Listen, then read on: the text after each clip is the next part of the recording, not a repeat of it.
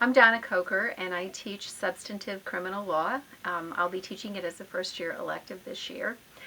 I think students should take criminal law either in their first year or subsequently because it's such an important topic, really, for any citizen to know, and certainly for any lawyer to know. There are a couple of things about criminal law that are particularly useful for the first year, though, and that is it is a course that is focused in significant part on statutory construction.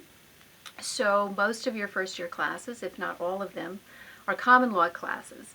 You don't get a lot of time or opportunity to take apart statutes and understand how they work and to look at the elements of a statute. And criminal law gives you that opportunity.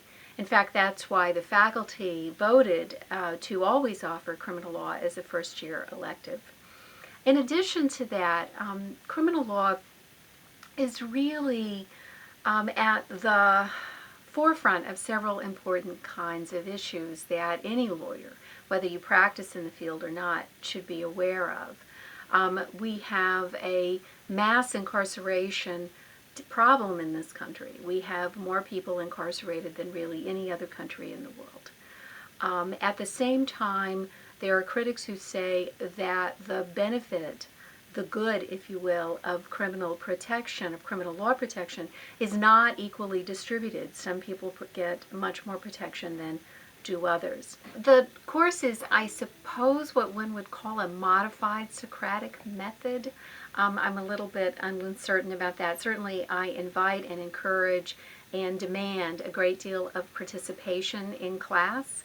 Certainly, it is not a straightforward lecture course.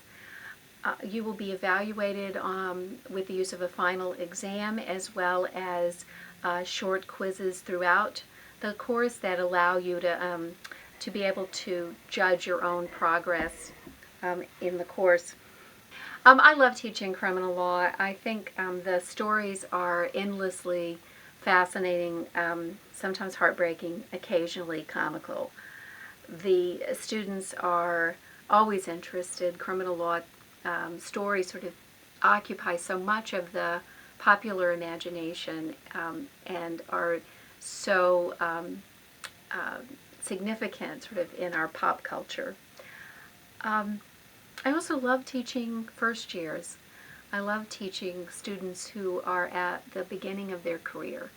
I love the opportunity to engage with them in a dialogue about the not only the technical skills that they need to master the doctrine, but the moral and ethical questions that are important to lawyers practicing.